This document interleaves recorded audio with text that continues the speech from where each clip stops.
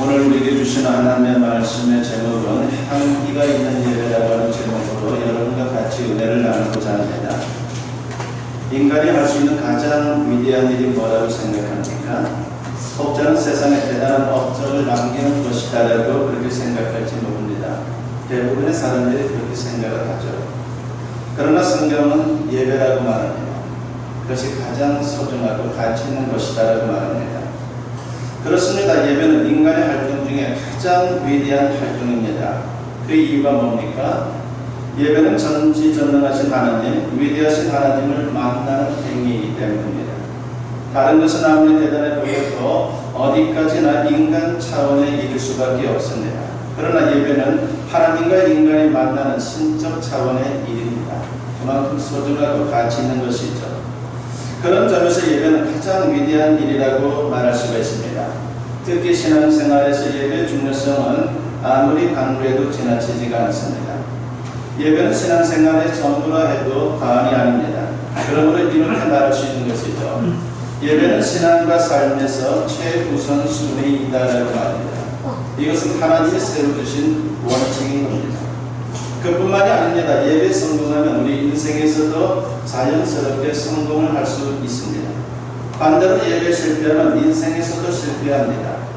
성경에 나오는 수많은 인물들을 살펴보게 되면 우리는 이런 사실을 분명하게 확인할 수 있습니다.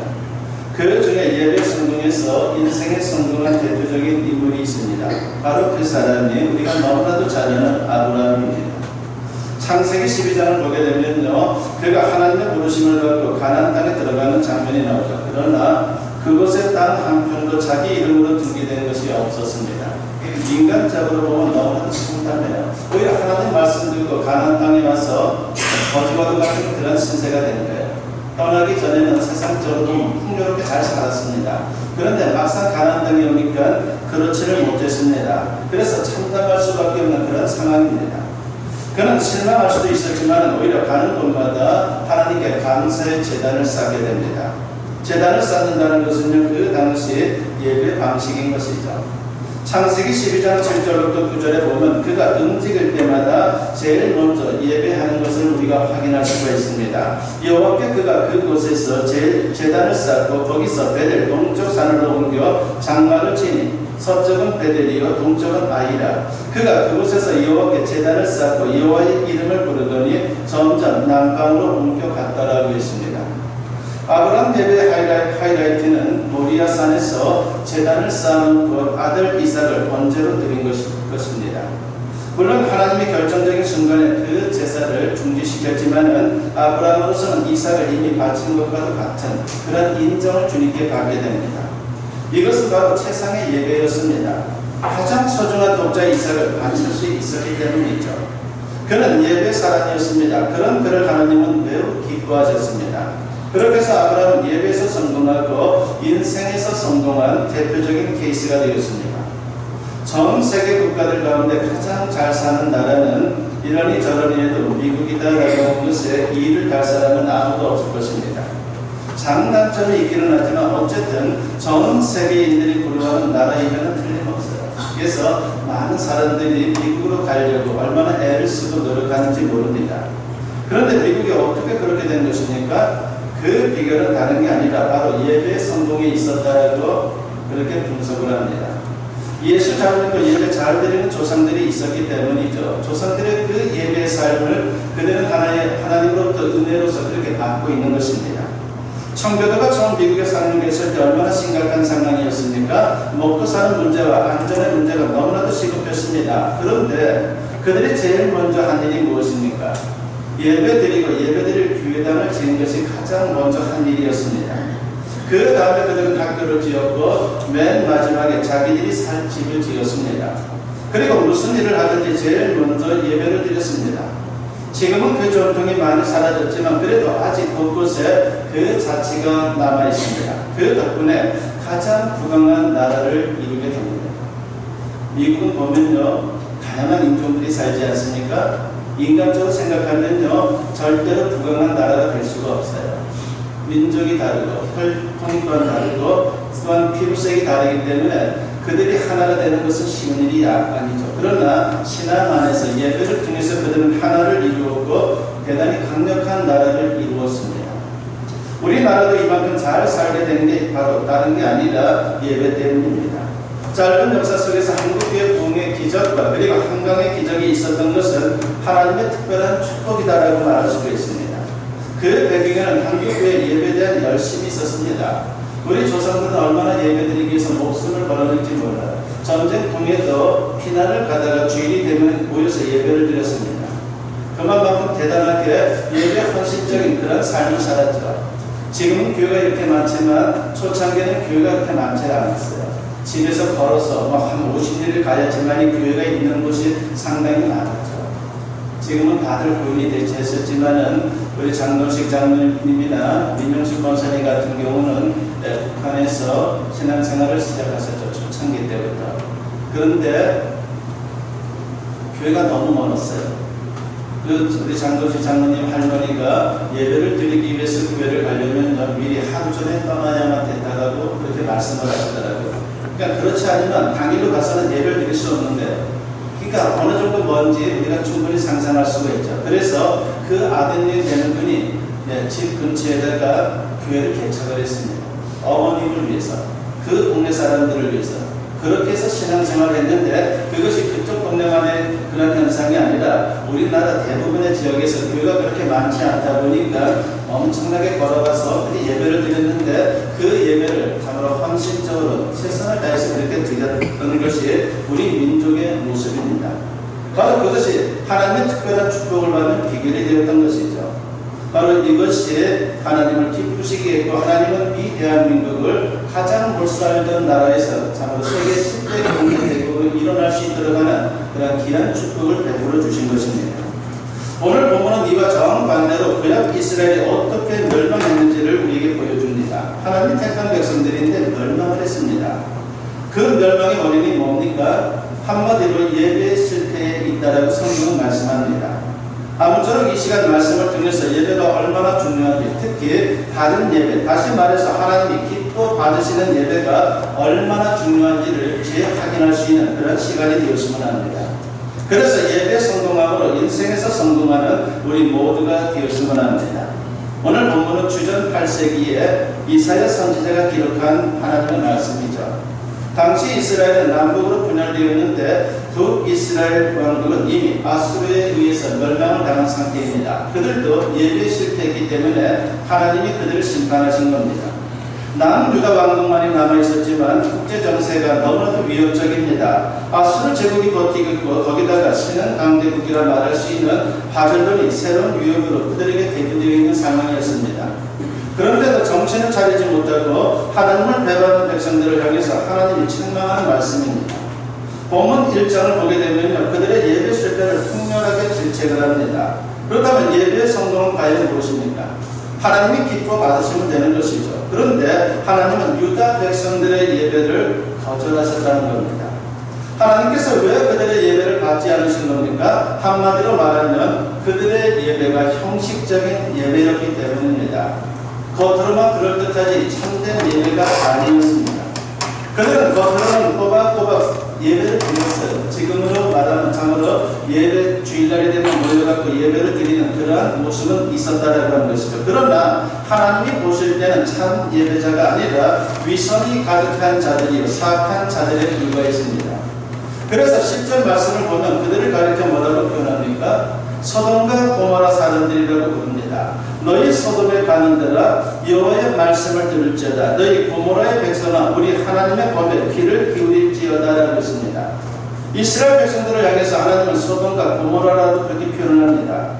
소돔과 고모라는 우리가 잘 아는 도시 아닙니까? 창세기 19장에 나오는 도시들로 심각한 재앙으로 유황불 심판을 받은 도시들입니다. 소돔과 고모라는 죄악의 상징입니다. 그러므로 당시 유다 백성들이 얼마나 사악했는지를 우리가 충분히 가늠해 볼 수 있는 그런 말씀인 겁니다. 그렇다면 그들 예배가 도대체 어떠하기에 하나님으로부터 책망을 받은 것입니까? 형식적으로는 문제가 없는 듯 했어요. 그러니까 낮때가 되면 늘 예배, 요즘으로 말하면 교회 가서 예배를 드렸기 때문에 겉으로 보면 신앙인들처럼 보였습니다. 그러나 하나님께서 도저히 받을 수 없는 예배였습니다.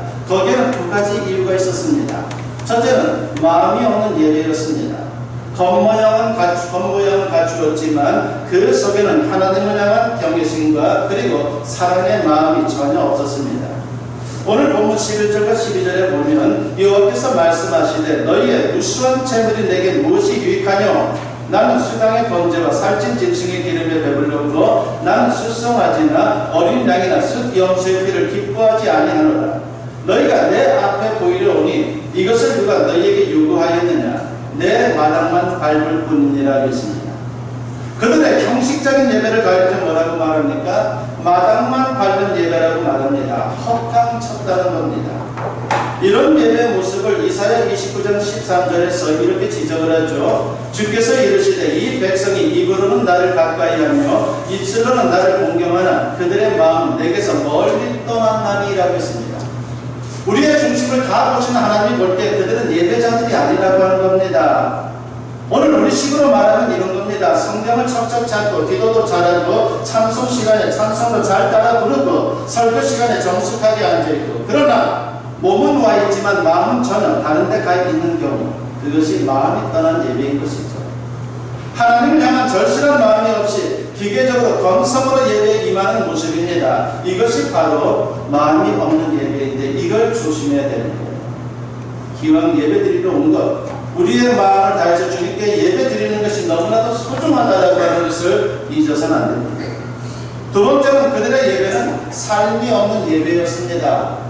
교회에서만 예배 드리는 것이 전부가 아니에요. 우리의 삶 속에서도 예배자다운 모습으로 살아가야 되는데 그러한 모습이 그들에게는 없었다는 것입니다. 신앙은 행실로 나타납니다. 우리의 예배도 마찬가지입니다. 삶으로 표현되어야 합니다. 즉 예배 드릴 때 진실한 모습이 삶 속에 그대로 잘 드러나야 하는 것이죠. 만일 예배 시간에는 그럴듯한데 삶은 엉뚱하게도 죄악으로 가득하다면요 이것이야말로 큰 모순입니다. 본문 15절과 16절에 보면 유다 백성들의 모순적인 모습을 지적합니다. 너희가 손을 펼 때 내가 내 눈을 너희에게서 가리고 너희가 많이 기도할지라도 내가 듣지 아니하리니 이는 너희의 손에 피가 가득합니다. 너희는 스스로 씻으며 스스로 깨끗하게 하여 내 목전에서 너희 악한 행실을 버리며 행악을 그치고라고 했습니다. 그들은 삶 속에서 거짓과 사기, 폭력과 살인, 사악한 행동을 일삼았다는 것입니다.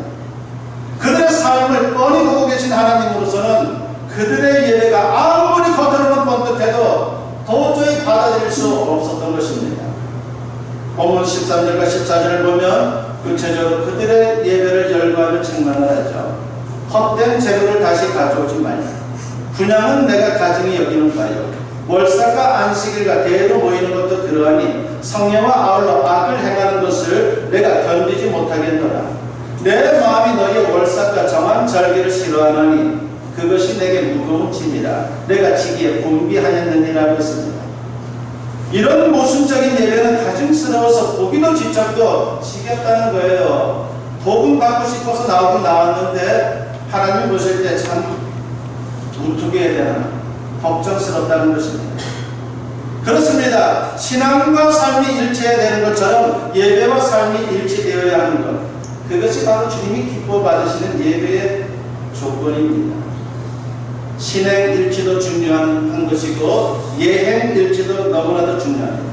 그렇지 않으면 오히려 가증스럽고 하나님께서 진노하십니다. 따라서 우리의 예배가 정말 하나님이 기뻐 받으시는 예배, 연락하시는 예배가 되도록 항상 내 자신을 체크해 봐야 하는 겁니다. 연락이라고 하는 것은요 무슨 말입니까? 호감을 갖고 좋게 본다, 기쁘게 받아들인다는 뜻입니다. 하나님은 연락하실 만한 예배가 아니면 거부해요. 인간은 예배를 드렸다고 생각할지 모르지만 우리 하나님은 그 예배를 받지 않습니다. 말라기 1장 10절을 보게 되면요 심지어 하나님께서 이렇게 표현하시죠. 만군의 여호와가 이르노라. 너희가 내 제단에 헛되이 불사르지 못하게 하기 위하여 너희 중에 성전문을 닫을 자가 있었으면 좋겠도다. 내가 너희를 기뻐하지 아니하며 너희가 손으로 드리는 것을 받지도 아니하리라고 했습니다. 이제 그런 거짓된 예배 받고 싶지 않다는 거예요. 그래서 누가 좀 문 좀 닫아줬으면 좋겠다는 겁니다. 이것이 바로 거짓된 예배에 대한 하나님의 반응인 것입니다. 형식적인 예배로 예배 실패하면 어떻게 됩니까? 예배를 통해 하나님의 축복을 받기는커녕 오히려 거꾸로 진노가 임한다라고 주님은 말씀합니다. 본문 15절 말씀에 보면 너희가 손을 펼 때 내가 내 눈을 너희에게서 가리고 너희가 많이 기도할지라도 내가 듣지 아니하리니 이는 너희의 손에 피가 가득함이라고 했습니다. 유대인들은 손을 내밀어서 기도를 합니다. 그런데 아무리 예배하고 간절한 모습으로 기도해도 소용없다는 겁니다. 인간의 죄는 영적인 절연체입니다. 죄는 하나님과의 관계를 막아버려요. 하나님과 인간 사이를 단절시키기 때문에 이 죄라고 하는 것을 우리가 그대로 갖고 있으면요, 절대로 주님 앞에 드리는 예배가, 그리고 주님 안에 사는 그러한 모습이 주님이 기뻐 받으실 만한 모습이 아닌 것입니다. 이사야 59장 1절과 2절에 보면 여호와의 손이 짧아 구원하지 못하심도 아니요 귀가 둔하여 듣지 못하심도 아니라 오직 너희 죄악이 너희와 너희 하나님 사이를 갈라놓았고 너희 죄가 그의 얼굴을 가리어서 너희에게서 듣지 않으시게 함이니라고 했습니다. 하나님과 통해야 축복을 받지 않겠습니까? 그런데 죄로 말미암아 하나님과의 관계가 단절되어 아무런 은혜도 경험하지 못한다는 겁니다. 영적으로 꽉 막힌 것이죠. 이렇게 되면 심령이 병들고 더 나아가 생활이 엉키고 마침내 인생을 망치게 되는 겁니다. 사람들은 말할 거예요. 교회를 다니는 사람이라고 알고 있는데, 주일날에는 교회 가서 예배드리는 사람이라고 알고 있는데 왜 인생이 저럴까? 인생이 꼬이고 문제가 있는 것은요, 대부분의 경우 이 말씀처럼 우리가 주님이 원하는 예배를 드리지 못하기 때문에, 죄된 모습으로 주님 앞에 나서기 때문에 우리의 삶의 문제가 계속해서 남아있다라고 하는 것입니다. 유다 왕국이 이래서 멸망한 겁니다. 유다 사람들은 어떤 마음을 갖고 있었냐면, 하나님이 그 수많은 민족 중에 우리만 택해줬기 때문에 우리는 절대로 망하지 않는다라고 생각했어요. 그러나 하나님은 그런 분이 아니죠. 택한 민족이고 택한 사람이라 할지라도 주님이 원하는 그런 인생을 살지 않으면 가차 없습니다. 하나님의 심판이 거둬들이지 않는 거예요. 바로 그런 멸망을 통해서 유다 백성들이 얼마나 놀랐겠습니까? 우리는 하나님의 백성이라 생각했는데, 그리고 예배도 드렸는데 왜 이렇게 망한 것일까? 그들은 포로가 되어서 이러한 문제를 가지고 엄청나게 고민을 하게 됩니다. 그러면서 오늘의 이스라엘이 존재하고 있는 거예요. 여러분, 성경에 보면은 예배 실패함으로 말미암아 멸망한 가문이 있죠. 그 대표적인 가문이 바로 엘리 제사장 가문입니다. 그는 제사장이었지만 말씀의 귀를 기울이지 않았습니다. 하나님을 귀히 여기지도 않았고 예배를 제대로 드리지도 않았습니다. 근데 더 큰 문제는 그 자식들은 더했다는 것입니다. 그들 역시 제사장직을 세습했지만은 제사를 해방할 뿐이었습니다. 재물을 가르치고 해막에서 수정도는 여인들을 범하고 도저히 상상할 수 없는 죄를 범했습니다. 그러자 하나님께서 이렇게 경고를 내죠. 사무엘상 2장 30절 하반절에 보면 나를 존중히 여기는 자를 내가 존중히 여기고 나를 멸시하는 자를 내가 경멸하리라 했습니다. 하나님이 경멸하면 끝난 겁니다. 그런 인생이 어떻게 형통할 수 있겠습니까? 엘리는 완전히 패가 망신하고 말았습니다. 블레셋과의 전쟁에서 패함으로 나라도 망하고 온 가문이 멸절되었습니다. 예배에 실패하는 게 이렇게 심각한 겁니다. 우리의 예배 생활은 어떻습니까? 혹시라도 마당만 밟는 예배, 헛된 예배, 그래서 하나님이 임재하지 않고 축복하지 않는 죽은 예배는 아닌지 우리가 냉철하게 진단해 보아야 합니다. 조금이라도 하나님 앞에 합당치 못한 모습이 있다면요, 빨리 시정해야 합니다. 이게 바로 예배의 회복입니다. 그럴 때에 하나님의 축복의 역사가 회복되게 되는 겁니다. 여러분 삶이 왠지 답답합니까? 뭔가 꽉 막힌 것 같습니까? 열심히 사는데도 뭔가 잘 안 되는 것 같습니까? 하는 일마다 보입니까? 다른 거 없어요. 나의 예배를 먼저 한번 점검해 보십시오. 그리고 예배 회복을 이룰 수 있는 하나님의 사람들이 되었으면 합니다. 그래서 예배가 하나님이 흠양하실 만한 예배, 하나님이 임재하시고 은혜가 넘치는 산 예배로 새롭게 세워지기를 바랍니다. 조화와 생활의 차이는요, 외관상으로는 별 차이가 없죠. 오히려 조화가 더 생활 같아요. 얼마나 기술이 좋은지. 그런데 차이가 있다면 조화에는 향기가 없고 생화에는 은은한 향기가 있습니다. 우리가 드리는 예배도 향기를 풍겨야 하는 겁니다. 먼저 마음의 향기가 있는 예배이어야 합니다. 그렇다면 어떻게 마음의 향기가 생깁니까? 우리 안에 있는 죄를 회개하고 깨끗함을 받아야 하는 겁니다. 그럴 때 우리 영혼에서 아름다운 향기가 납니다. 오늘 본문 18절 말씀에 보면 여호와께서 말씀하시되 오라 우리가 서로 변론하자. 너희의 죄가 주홍 같을지라도 눈과 같이 희어질 것이요 진홍같이 붉을지라도 양털같이 희게 되리라 했습니다. 이것이 바로 마음의 향기가 있는 예배가 되는 비결입니다. 죄의 문제를 해결하는 것이 이만큼 중요한 것입니다. 두 번째는 예배에 삶의 향기가 있어야 됩니다.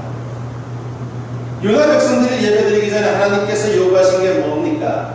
오늘 보면 16절과 17절에 보면 너희는 스스로 씻으며 스스로 깨끗하게 하여 내 목전에서 너희 악한 행실을 버리며 행악을 그치고 선행을 배우며 정의를 구하며 학대받는 자를 도와주며 부활을 위하여 신원하며 가부를 위하여 변호하라 하셨느니라 그랬습니다. 삶의 향기가 있는 예배자의 모습인 것입니다. 그렇습니다. 우리에게 주어진 삶의 현장에서 하나님 말씀대로 살아야 한다는 거죠. 악한 행실을 버리고 사랑과 자비를 실천해야 예배가 제대로 드려질 수 있다는 겁니다. 이런 예배를 가리켜서 생활 예배라고 말하는 겁니다. 바울은 로마서 12장 1절과 2절에서 이런 말씀을 합니다. 그러므로 형제들아 내가 하나님의 모든 자비하심으로 너희를 권하노니 너희 몸을 하나님이 기뻐하시는 거룩한 산 제물로 드리라. 이는 너희가 드릴 영적 예배입니다. 너희는 이 세대를 본받지 말고 오직 마음을 새롭게 함으로 변화를 받아 하나님의 선하시고 기뻐하시고 온전하신 뜻이 무엇인지 분별하도록 하라고 했습니다. 매일의 삶 속에서 하나님 뜻대로 사는 것이 예배라고 하는 겁니다. 이런 예배는 하나님이 기쁘게 받으십니다. 이와 같이 마음의 향기, 삶의 향기가 담긴 예배로 우리가 그 예배가 회복되면요 심령이 회복됩니다. 그리고 생활이 회복되고 더 나아가 우리 인생이 회복되게 되어 있는 겁니다. 요한 3서 2절에 보면 그런 원리를 말씀하고 있죠. 사랑하는 자여 내 영혼이 잘된 같이 네가 범사에 잘되고 강건하기를 내가 간구하노라고 했습니다. 예배에 성공하면 영혼이 회복되고 잘된다는 겁니다. 그러면 생활에서 범사가 잘됩니다. 계속 그렇게 살다 보면 인생이 독스러워집니다. 그리고 존귀해지는 것입니다. 이것이야말로 진정한 인생의 성공인 거예요. 돈만 많이 버는 게 성공이 아니에요. 높은 자리에 올라가는 게 성공이 아니에요. 부끄러운 부자가 얼마나 많습니까? 엄청난 권력을 갖고 있지만 참으로 창피한 그런 권력자도 얼마나 많아요. 본인은 모르죠. 기독 출판사 가운데의 대표적인 출판사가 규장입니다. 많은 책들을 펴내고 있죠. 이 규장을 설립한 분이 바로 영한 장로님이라고 하는 겁니다. 작년에 90세의 연세에 돌아가셨어요. 정말 오래 사셨죠. 이분은 대학 시절에 아르바이트로 출판사에서 일을 하다가 이제 그 출판사의 부사장까지 되었습니다. 그러다가 과로로 디스크가 왔어요. 허리와 다리가 끊어질 것 같을 때 모든 게 헛되다는 것을 깨달았습니다. 남들은 말합니다. 성공했다라고 부사장까지 올라갔으니까 성공했다라고 말하는데 참 이렇게 디스크가 와서 허리도 아프고 다리도 아프니까는 다 소용이 없었습니다. 병원에서 차도박자 고통을 참으려고 말씀에 집중하면서 이제 새벽 예배를 드리기 시작했고 예배 중심으로 자신의 삶을 재편하게 됩니다. 그런 놀라운 역사가 나타났습니다. 6개월 만에 건강을 회복했어요. 디스크가 완전히 치료가 된 거예요. 그때부터 불신자 전도에 나섭니다. 그리고 규정 문화사를 세우고 이슬비 전도학교를 창립해서 전도에 나섰습니다. 이분에게는 5 자녀들이 있었는데 그들 모두도 예배에 성공시켜서 목사가 되었고 의사가 되었고 박사가 되었고 사장으로 다 출세를 했습니다. 사람들은 말합니다. 어떻게 이렇게 자식 농사를 잘 지었습니까? 그분이 말하는 게 있죠. 예배에 성공해서 그랬습니다. 라고 말합니다. 세상 만물은 모두 햇빛을 필요로 합니다. 태양이 사라지면 지상의 모든 생명은 그 순간 죽는 것입니다. 조금은 버티겠죠. 하지만 잠깐일 뿐입니다. 식물은 태양과 물만 있으면 한없이 잘 자랍니다. 하나님은 우리에게 태양이와 생수입니다. 예배가 바로 그렇습니다. 예배야말로 물 근원으로 나와 태양을 쬐는 것입니다. 얼마나 소중한지 여러분 충분히 상상할 수 있겠죠. 하나님의 빛은 죄와 저주와 모든 악을 죽이고 생명과 능력과 건강과 풍요를 우리에게 가져다 줍니다. 그래서 시편 기자는 84편 10절과 11절에서 이런 고백을 합니다. 주의 궁정에서의 한 날이 다른 곳에서의 첫날보다 나은 자, 악인의 장막에 사는 것보다 내 하나님의 성전 문지기로 있는 것이 좋사오니 여호와 하나님은 회의요 방패이시라고 했습니다. 이 시간 내 자신의 예배를 한번 점검해 보았으면 합니다. 신앙생활을 오래 하다 보면요, 성숙해지는 면도 있지만 자칫 잘못하면요, 습관적으로 되기 쉬워요. 그냥 시간만 내고 딱딱 거기에 맞춰 움직이는 것이죠. 그러다 보면 성전의 마당만 발면 안타까운 모습이 될 수도 있습니다. 만일 조금이라도 그렇게 된다면요, 얼마나 안타까운 일입니다. 아무쪼록 예배 성공함으로 인생에서도 성공할 수 있는 저와 여러분 모두 될 수 있기를 주님의 이름으로 간절히 축원합니다. 오늘 말씀